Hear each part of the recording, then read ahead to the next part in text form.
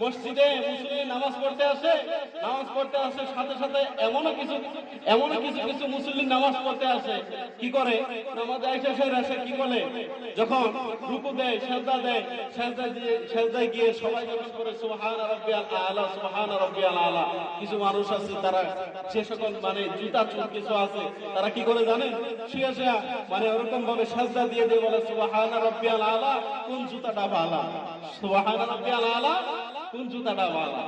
ঠিক আছে, এমন কি করে কিছু কিছু মুসল্লি আছে, এরা মুসল্লির বেশে আসে, তারপরে কি করে আবার মুসল্লির বেশে আসে দেখা যায় কিন্তু জুতাটা লইয়া চলে যায়, জুতাটা লইয়া কি করে চলে যায়।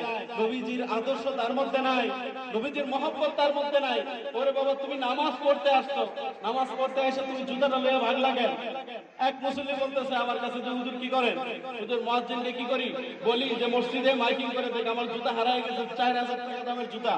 আমি বললাম তো দেখেন 4000 টাকার জুতা এটা আপনার হারাইছে, দেখেন গাউসিয়া ওই কি করেন ওই পাশে গিয়ে আপনি দেখেন সেখানে আপনি পান কিনা, ওই রাস্তার পাশে ওখানে পুরান জুতা বিক্রি হয়, কারণ আপনার জুতাটা এখান থেকে বদল হয়ে ওখানে চলে গেছে।